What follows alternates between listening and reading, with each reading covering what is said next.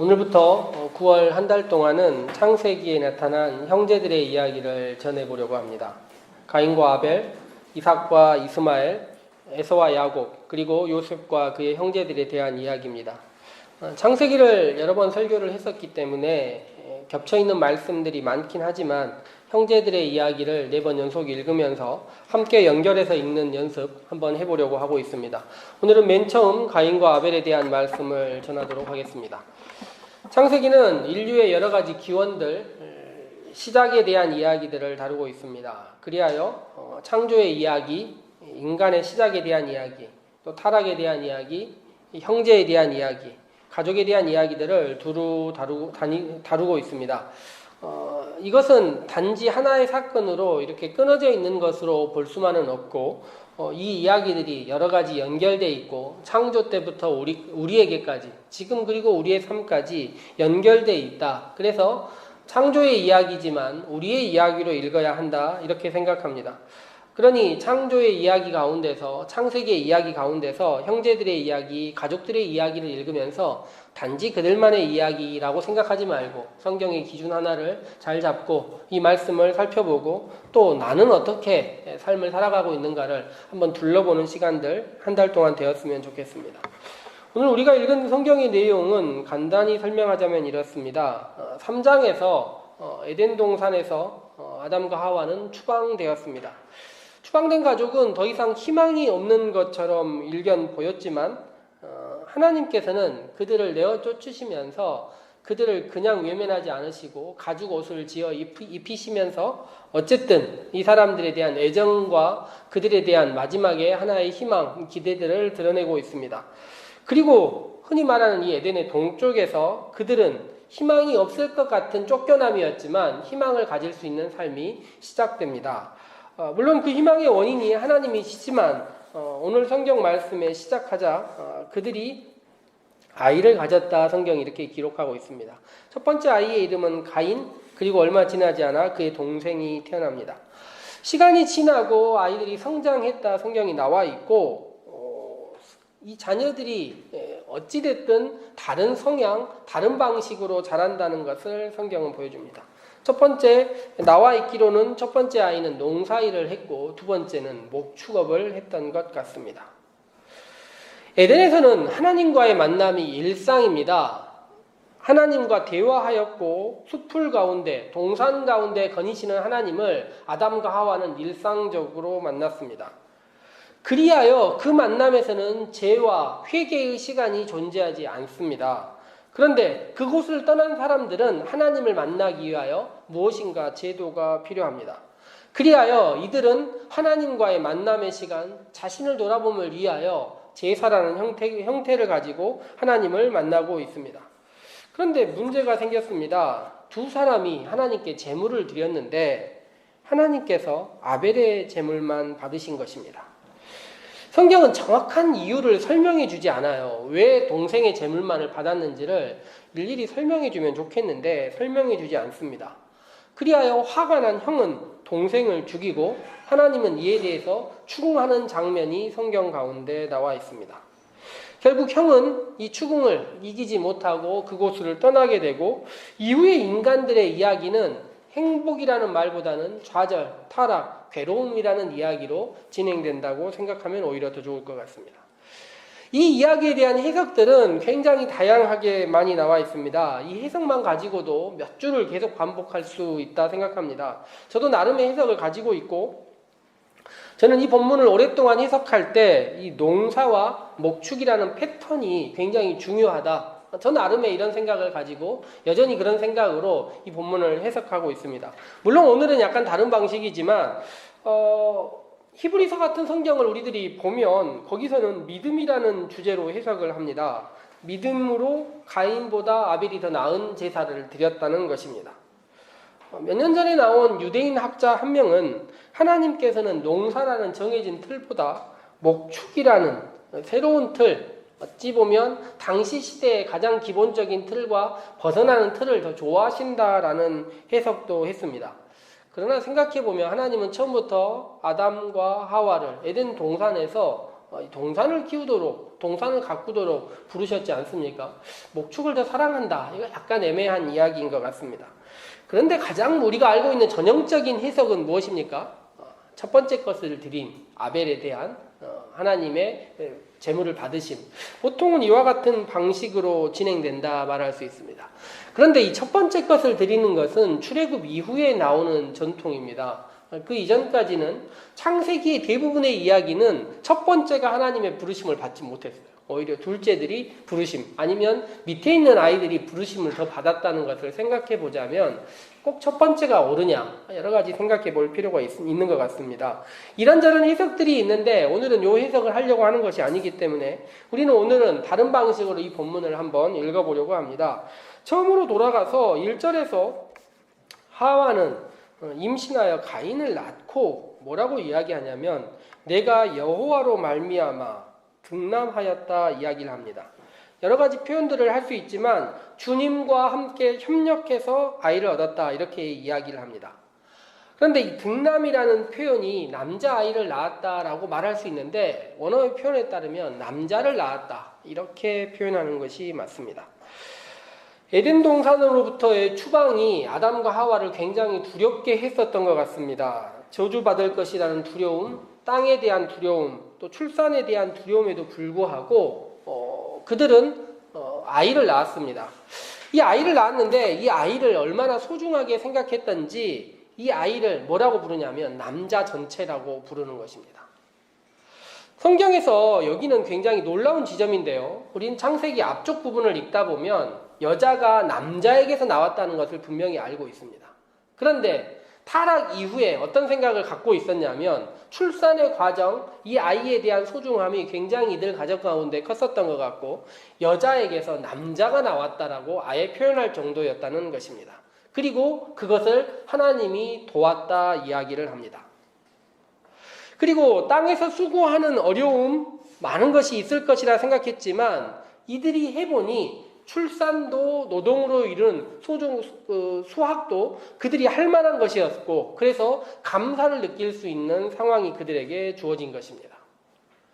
남자고 출산과 함께 이후 얻어지는 많은 농사로 인한 수확 이것을 누가 이어받았습니까? 가인이 이어받은 것입니다. 성경을 보니 이 가인이라는 사람은 하나님과도 대화를 하고 있었던 것 같습니다. 창세기에 보면 이 부분에 하나님과 대화하는 유일한 사람이 지금 가인입니다. 그는 나중에 뭐라고 이야기를 하냐면 여기서 자기가 떠나더라도 모두가 나를 알고 있으니 내가 동생을 죽인 것을 사람들이 알면 사람들이 나를 가만두지 않을 것이라고 생각합니다.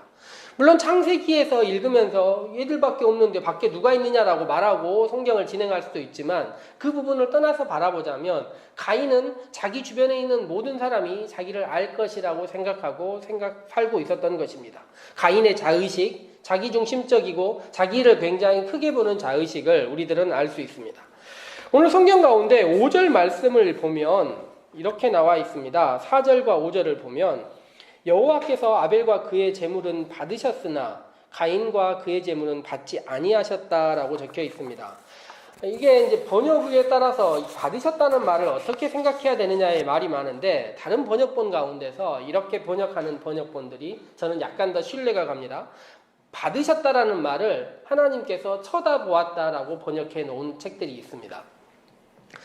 아벨과 그의 제물은 하나님께서 쳐다보셨으나 가인과 그의 제물은 쳐다보지 않았다는 것입니다. 왜 저는 이렇게 생각하냐면 5절, 7절 이후 말씀을 보면 가인이 안색이 변했다라고 적혀 있고 이후의 성경의 표현에 따르면 가인은 고개를 떨구었다 적혀 있습니다. 이 표현은 다른 말로 하자면 가인이 얼굴을 들고 쳐다보지 못했다라는 것입니다.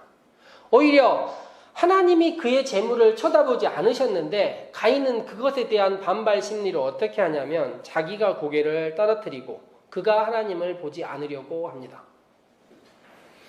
그의 재물과 그로 인해서 하나님은 가인의 재물을 쳐다보지 않으셨고 가인은 그것에 반항하듯이 화나 있는 모습으로 하나님을 쳐다보지 않으려고 합니다. 하나님께 이야기하려고 하지도 않는 이 가인, 그렇지만 하나님은 가인에게 애써 말을 거시고 안색이 변하고 왜 쳐다보려 하지 않느냐라고 오히려 이야기하고 있는 모습을 볼 수 있습니다. 하나님과 대화하기를 싫어합니다. 가인은 아무 말도 하지 않고 외면해버린 다음에 오히려 가인이 아벨에게 이야기를 합니다.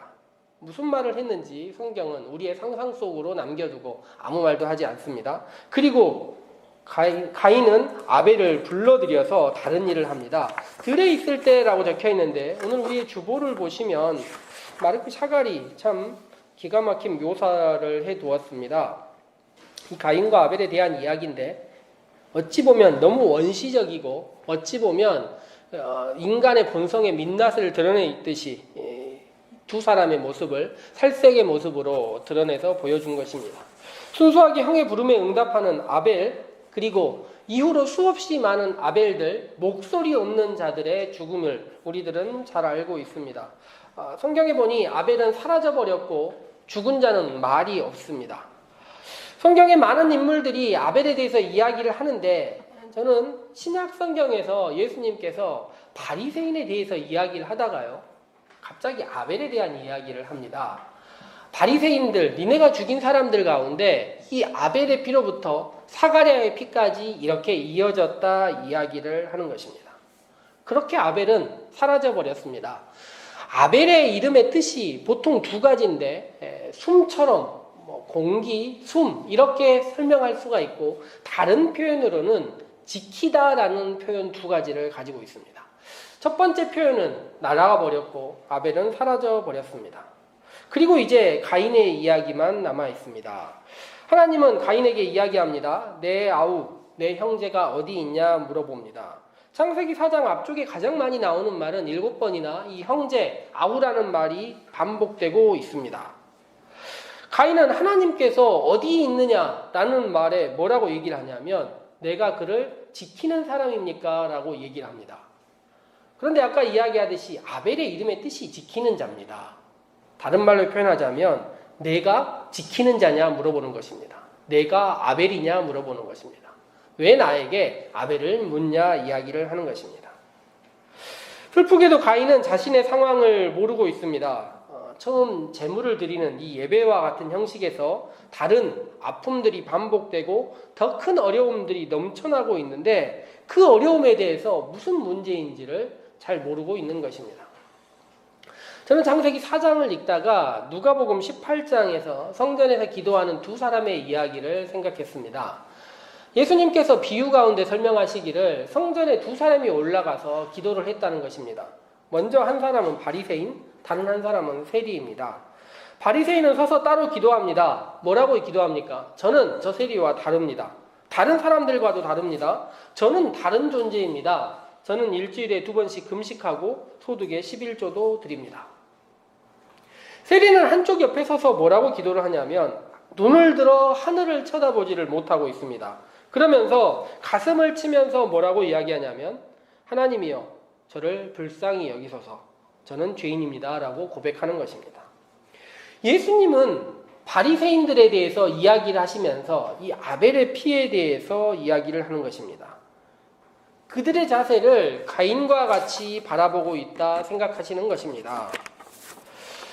성경의 시작은 농사하는 사람들에 대해서 이야기를 합니다. 아담과 가인, 노아 모두 농사를 짓고 있었습니다. 우리나라의 경우 전 세계적으로 모두 다 이 농사가 보통 일반적으로 주류의 일입니다. 목축은 농사보다는 주류에 끼치지 못했고 언제나 둘째, 셋째의 일이었습니다.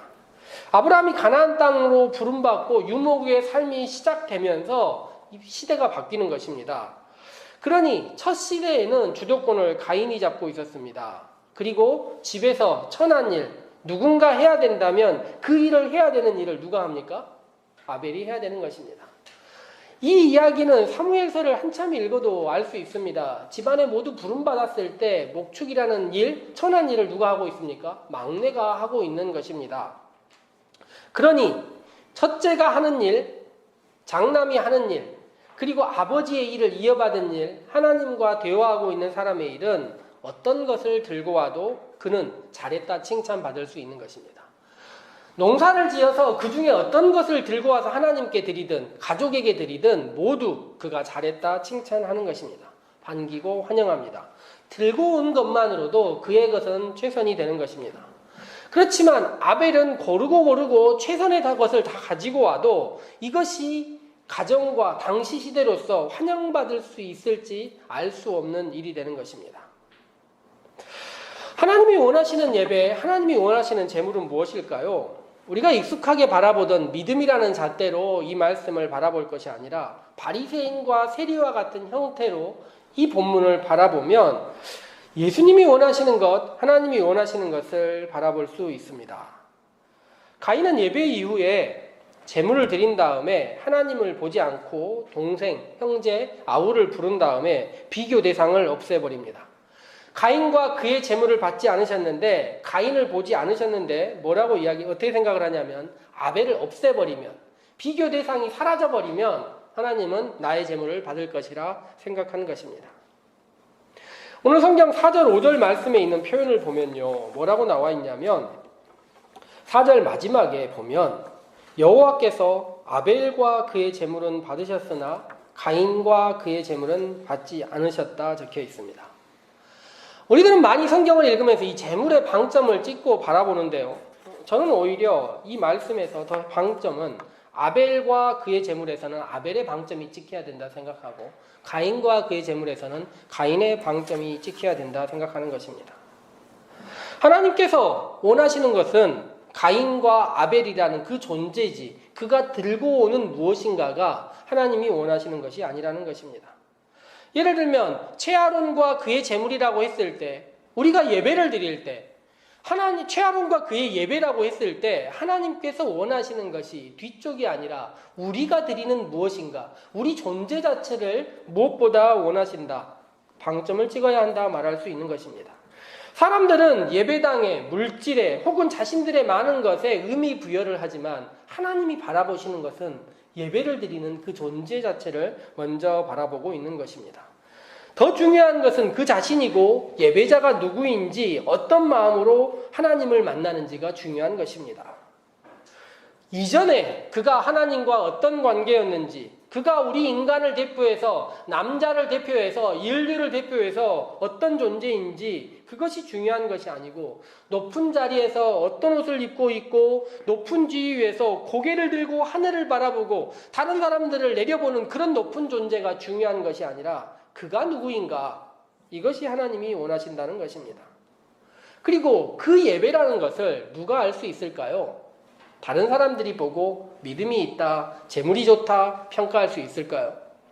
저는 창세기의 이 이야기를 읽은 다음에 문화인류학적으로도 성경을 신학적으로도 많은 것을 바라볼 수 있지만 그들의 믿음의 이야기, 그들의 예배의 이야기를 함부로 평가하기는 참 어려운 것 같고, 오히려 우리의 예배, 나의 예배를 평가할 수 있을 것 같습니다.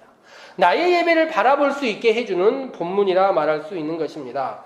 즉 오늘의 말씀은 그들의 이야기를 읽은 다음에 그들이 잘했냐 못했냐, 아벨과 가인의 예배가 어떠냐를 초점을 맞춰야 되는 것이 아니라 오히려 나의 예배는 어떤가, 내 자신의 이름을 불러보면서 나의 예배는 오늘 어떠한가에 방점을 찍어야 하는 그런 모습으로 우리에게 전해진 말씀이라는 것입니다.